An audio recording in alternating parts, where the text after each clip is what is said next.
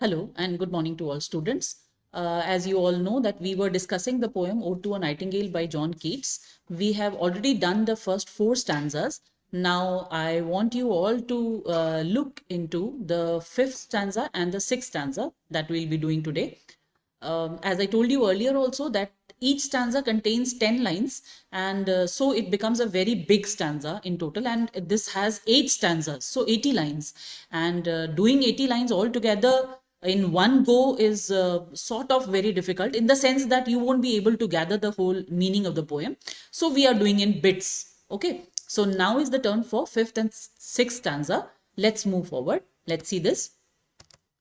These were the things that we did earlier. Stanza 1, we did it. Stanza 2, we have already done. Same is with stanza 3. And here goes stanza 4, the explanation of stanza 4. Now here comes stanza 5. See, now the poet says, we have already seen that in the last stanza. Let's just revise a bit. He says, say what from heaven is with the breezes blown through verdurous glooms and winding mossy ways. वो जहां पर बैठे हुए हैं वहां के लिए वो कह रहे हैं कि आसमान में तो क्वीन मून है, मैंने आपको बताया था, मेटाफर यूज किया था यहाँ पर इन्होंने, लेकिन यहाँ जहां वो बैठे हैं वहां पर बिल्कुल अंधेरा है, सिर्फ हवा है हल्की सी, और घूमे फिरे मौसी रास्ते हैं, काई वाले भरे हुए रास्ते हैं, है ना, यहाँ तक हम पहुंच गए थे. Stanza 5 देखिए. I cannot see what flowers are at my feet, nor what soft incense hangs upon the boughs, but in embalmed darkness guess each sweet, wherewith the seasonable month endows the grass, the thicket, and the fruit tree wild. Let me go through the whole stanza first. White hawthorn and the pastoral eglantine, fast fading violets covered up in leaves, and mid-May's eldest child, the coming musk rose full of dewy wine, the murmurous haunt of flies on summer eves. Now, this is the stanza, fifth stanza. Now the poet says, I cannot see what flowers are at my feet. Why is the poet saying this? ये क्यों बोल रहे हैं I cannot see? क्यों बोला है? देखो, आपने अभी मैंने आपको बताया था कि पिछले स्टैंजा में ही पोएट ने बोला है कि पिछले स्टैंजा में पोएट बोल रहे थे कि मुझे नहीं पता कि मेरे पांव पे कौन से फ्लावर्स आ रहे हैं. क्यों बोल रहे हैं वो ऐसा? क्योंकि here's the next, this one we were saying कि मैं नहीं देख सकता हूं because it is dark. जहां पर वो बैठे हुए हैं वहां पर बहुत ही डार्क है, ठीक है, तो इसलिए मैं नहीं देख पा रहा हूं कि कौन से फ्लावर्स हैं मेरे पांव के पास. Nor what soft incense. Incense means होती है pleasant smell, is known as incense. Okay, आपको पता होगा अगरबत्ती को भी इंसेंस स्टिक बोलते हैं, ठीक है. So pleasant smell is known as incense. अच्छी खुशबू जो होती है उसे बोलते हैं इंसेंस. तो nor what soft incense hangs upon the boughs. वो कहते हैं मुझे ये भी नहीं पता कि बाउज माने होती है ब्रांचेस, ठीक है. बाउज का मतलब होता है ब्रांचेस. हमने एक जगह पढ़ा था जब हम वो एस्ट्रोलॉजर्स डे कर रहे थे, तो वहां पे देखा था boughs of a tamarind tree. मैंने वहां पे भी बताया था आपको कि इसे बाउज बोलते हैं ब्रांचेस को, ठीक है. तो वो बोलते हैं कि मैं नहीं देख पा रहा हूं कि कौन से फ्लावर्स हैं मेरे आसपास या कौन सी फ्लावर की स्मेल मेरे आसपास के ब्रांचेस से आ रही है. But in embalmed darkness. Now see, embalmed again here, very soothing and pleasant smell. Darkness को उन्होंने बोल दिया कि वो एम्बार्म्ड है. Though the darkness is not embalmed, the flowers are embalmed. जो अच्छी खुशबू आ रही है वो फ्लावर्स से आ रही है, लेकिन वो कह रहे हैं कि मुझे नहीं पता कि ये जो स्वीट स्मेल है इस अंधेरे में, जो एम्बार्म डार्कनेस हो चुका है, जो खुशबूदार डार्कनेस है, वो किन की वजह से आ रही है. मैं सिर्फ क्या कर सकता हूं?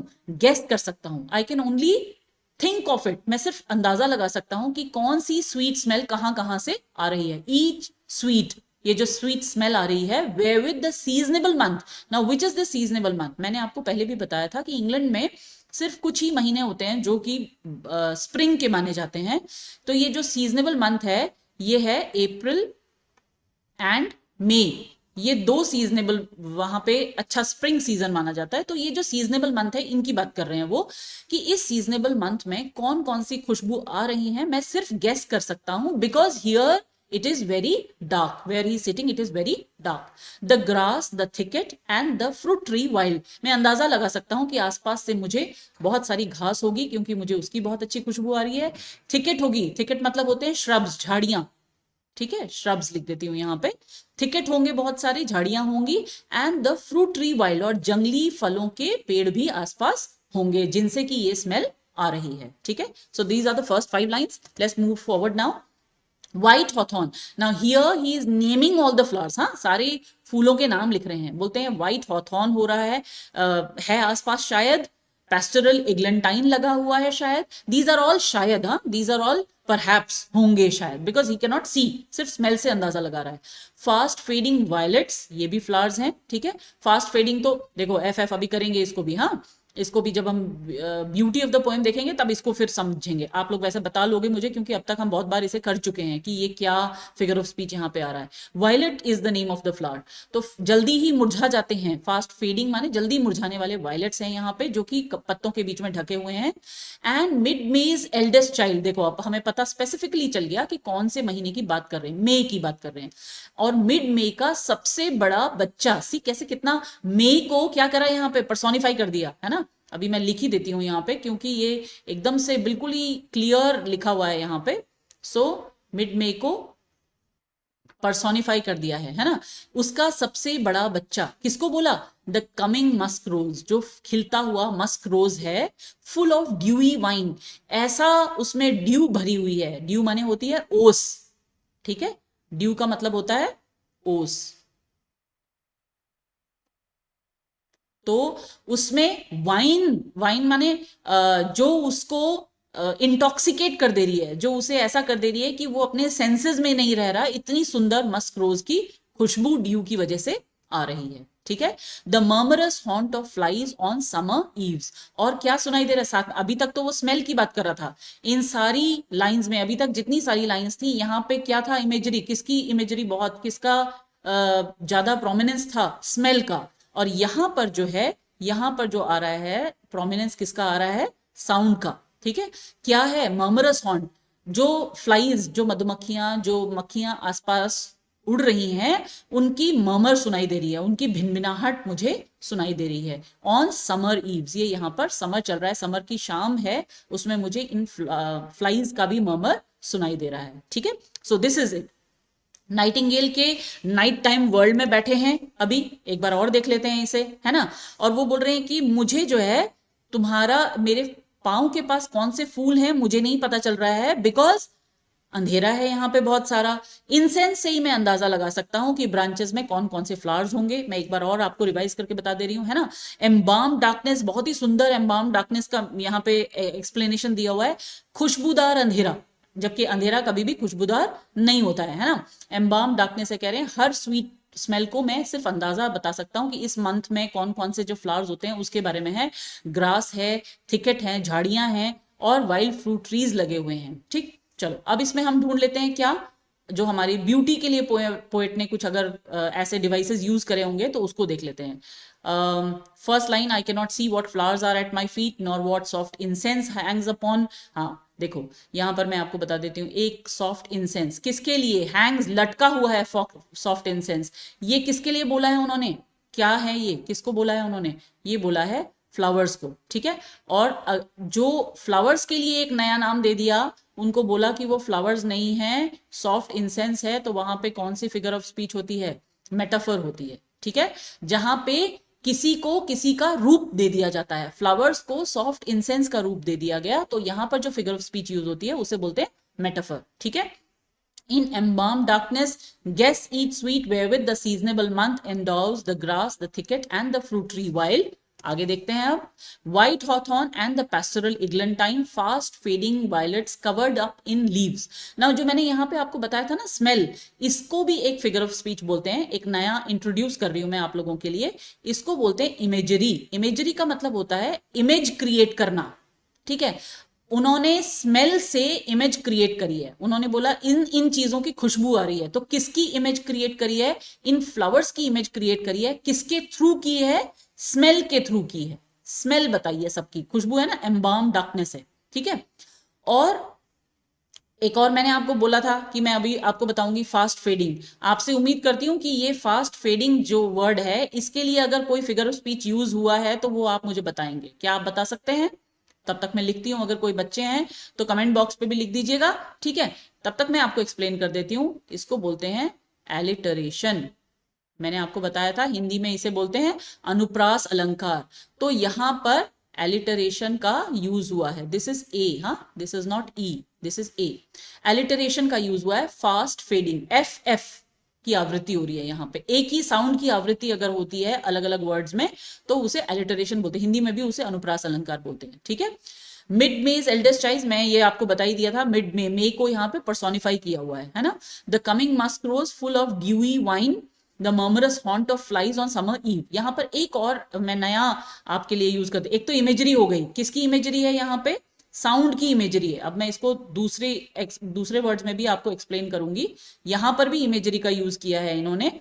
और ये जो मर्मरस वर्ड है, ये जो फ्लाइज की आवाज होती है ना, उससे ये वर्ड बना है। जब कोई वर्ड को हम किसी आवाज से क्रिएट करते हैं, जैसे नॉक नॉक फॉर एग्जाम्पल, हम बोलते हैं ना डोर में जो नॉक नॉक हुई, ये नॉक नॉक क्या है, एक्चुअली उसकी आवाज है। तो जब हम किसी आवाज को कोई वर्ड के रूप में दिखाते हैं तो वहां पे एक फिगर ऑफ स्पीच होता है, उसे बोलते हैं ओनोमैटोफिया, POEIA, ये इसकी स्पेलिंग होती है। ओनोमैटोफिया बोलते हैं लेकिन इसे, ठीक है, पोइया नहीं बोलते। स्पेलिंग में तो थोड़ा सा कंफ्यूजिंग दिख रहा है, लेकिन इसे आसान भाषा में बोलते हैं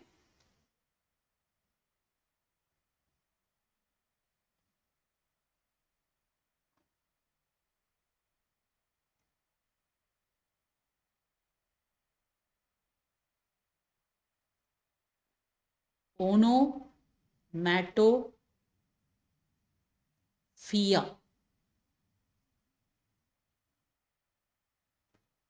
ठीक है। ओनोमैटोफिया, बस आपको ये याद रखना है कि इसको ओनोमैटोफिया बोलते हैं, ठीक है।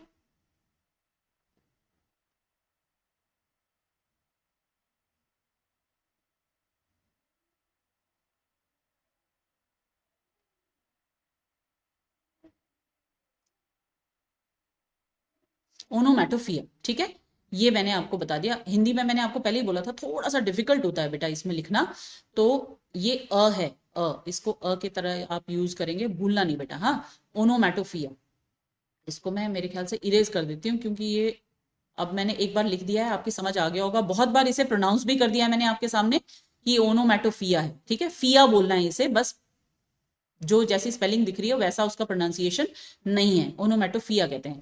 और ओनोमैटोफिया माने कौन सी फिगर ऑफ स्पीच होती है, वो फिगर ऑफ स्पीच जो कि साउंड पर बनती है। ये ओनोमैटोफिया जो है साउंड के आधार पर जो हम फिगर ऑफ स्पीच लिखते हैं, नॉक नॉक हो गया, जैसे मर्मर हो गया, बजिंग ऑफ बीज हो गया, ये सारे जो वर्ड्स हैं ये ओनोमैटोफिया कहलाते हैं, ठीक। इस तरीके से ये फिफ्थ स्टैंजा का एक्सप्लेनेशन आपके सामने कर दिया, ठीक है। आगे देखें। अब इसका एक्सप्लेनेशन जो यहां पे मैंने बनाया हुआ उसे देख लेते हैं। I can't see the flowers in the forest around me not tell what fragrant plants hang from the trees. क्यों? क्योंकि it is dark everywhere. The darkness around me, बोल रहे हैं अंधेरा में मेरे चारों तरफ है। And I try to imagine what is growing in the surrounding space. आसपास क्या क्या उगा हुआ है मैं सिर्फ इमेजिन कर सकता हूँ। इट्स स्प्रिंग टाइम, स्प्रिंग का समय है। And the forest is full of grass, shrubbery, झाड़ियां, जो मैंने वहां पे लिखा हुआ था, thicket. And fruit trees, wild fruit trees लिखा है उधर, है ना। There are hawthorns and sweet briars and purple violets hiding under the mulch of leaves. झुंड है पत्तियों का, उसके बीच में ये सारे फूल जो हैं, जंगली फूल खिले हुए हैं on the forest floor. And the musk rose with its luxurious scent, बहुत ही खुशबूदार फूल musk rose जो है वो भी आने ही वाला होगा। eldest child लिखा है। crowded by the humming mass of flies, यही humming जो जैसा वहां पे लिखा था ना, murmurous haunt of flies, तो humming mass of flies in the summer evening. This is the explanation of this fifth stanza. Let's move forward to the sixth stanza, ठीक। क्या कहते हैं sixth stanza में? darkling I listen. Now here one new word has been used for the nightingale. What is that? It is darkling. ये darkling किसको address किया है? Nightingale को बोला है। darkling क्यों बोला है, किस वजह से darkling नाम रख दिया उन्होंने इसका?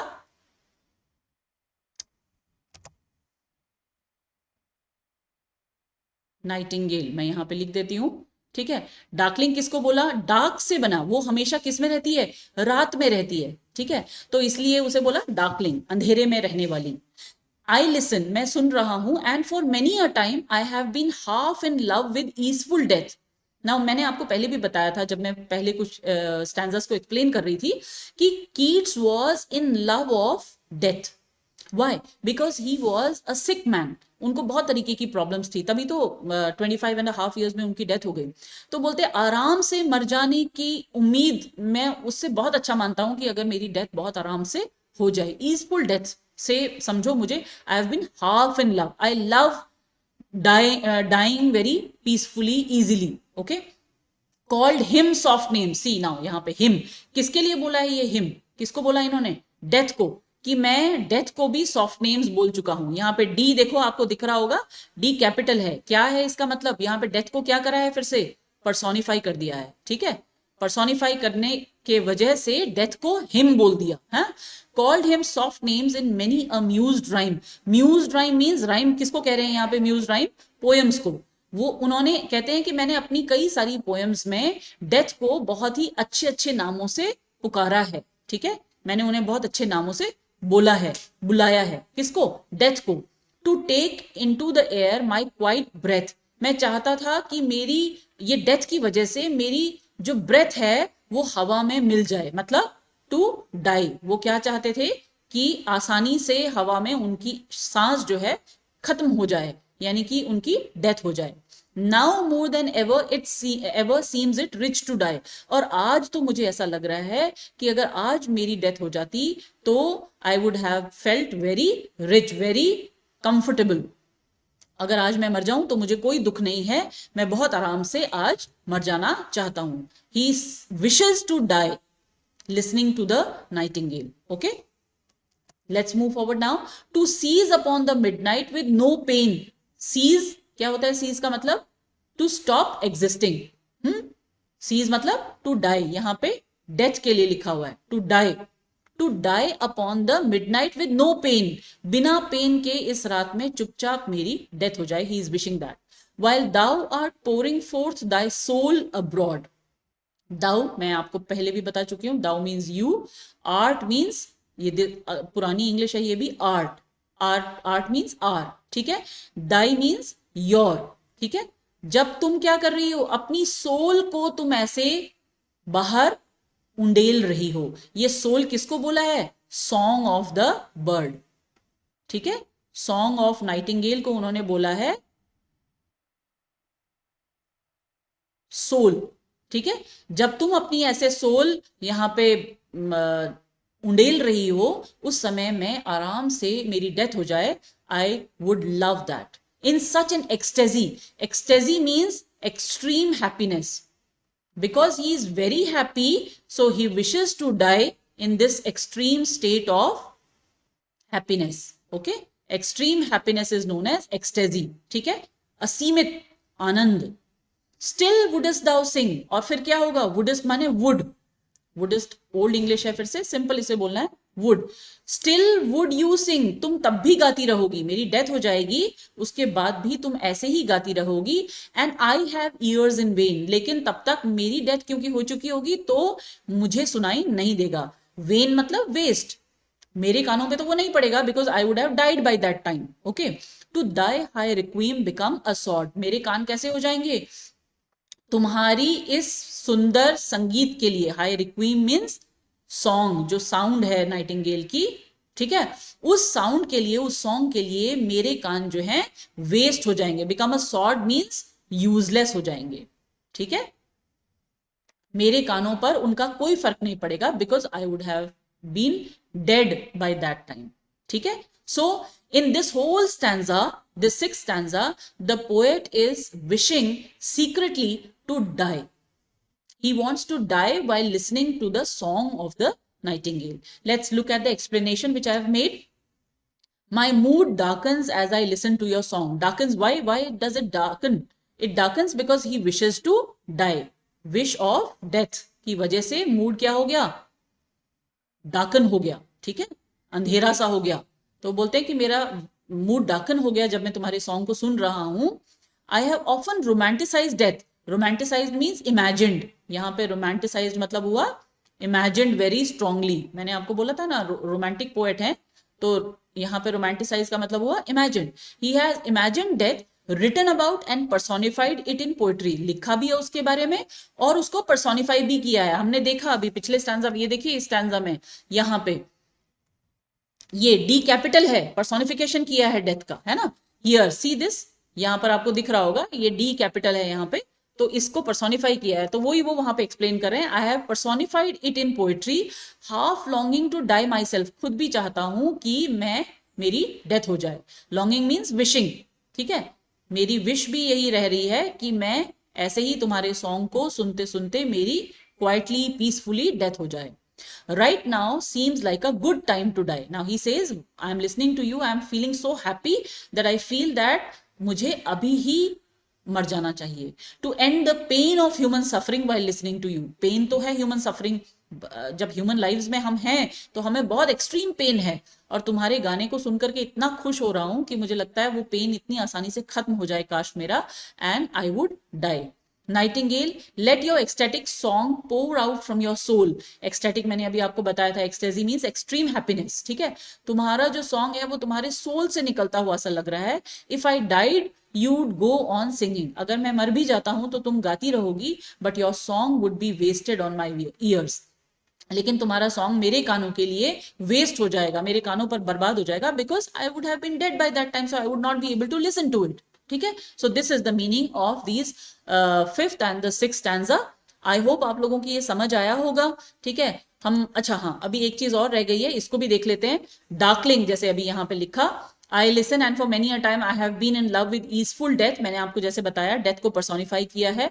कॉल्ड हिम, हिम जो है यहाँ डेथ के लिए बोला है। Soft names and in many amused rhyme, to take into the air my quiet breath, ठीक है। Now more than ever it seems it rich to die. देखते हैं, फिगर ऑफ स्पीच ढूंढ रही हूं मैं।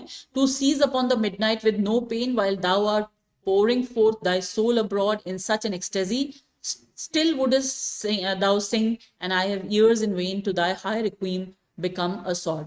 जो बहुत कॉमन फिगर्स ऑफ स्पीच हम यूज ढूंढ रहे थे अभी तक, जैसे पर्सोनिफिकेशन इस स्टैंजा में एक मुझे दिख रहा है, ऐसे और कोई कॉमन फिगर ऑफ स्पीच नहीं है। बहुत ज्यादा जो लिटरेचर में जो यूज होते हैं फिगर्स ऑफ स्पीच, उनको हम नहीं ध्यान देंगे, because they are not of very great use here, ठीक है, बहुत ज्यादा यूज होते नहीं है वो, तो इसलिए उनको हम नहीं देखेंगे। इमेजरी मैंने आपको पिछले फिफ्थ स्टैंजा में बताई थी, सिक्स स्टैंजा में पर्सोनिफिकेशन दिख रहा है। So this is about the explanation of these two stanzas that we have done. मुझे पूरी उम्मीद है कि आप लोगों को ये समझ में आ रहा होगा। आई होप, मैं आपसे बहुत बार रिक्वेस्ट कर चुकी हूँ कि अगर आपको कहीं पर भी कुछ भी डाउट होता है तो आप लोग मुझसे बेझिझक बिल्कुल पूछिए, कमेंट बॉक्स में कमेंट कीजिए। और पिछली एक आध पोएम्स में मैंने आपसे राइम स्कीम बनाने के लिए बोला था, तो बच्चों प्लीज आप वहां पे जरा कमेंट करके मुझे बताइए कि जो पोएम का एक पोर्शन मैंने पोस्ट किया है उसकी राइम स्कीम क्या है, जरा बनाइए। खुद से करेंगे जब आप, तो आप लोगों को अच्छी प्रैक्टिस हो जाएगी इसकी, एंड यूल बिकम कॉन्फिडेंट। सी, इसको ऐसे मत देखिए कि ये आपके कोर्स में है या नहीं है, ऐसे सीखिए, ऐसे देखिए कि कुछ नई चीज सीखने को मिल रही है, and it's really very great fun if you want to learn some new thing. कुछ नया सीखते हैं ना तो बहुत अच्छा फन होना चाहिए ये, तो इसको ऐसे करके लीजिए। Exam portion, exam point of view से हम देख ही रहे हैं उसे, पर इसको ऐसे भी समझने की कोशिश कीजिए, you will find it interesting. Difficult बिल्कुल भी नहीं लगेगा आपको, and if there is any difficulty I am always here to help you out. Okay, so with all these good wishes, I wish you all the best for your future, and a very bright future, of course. So goodbye and take care for now.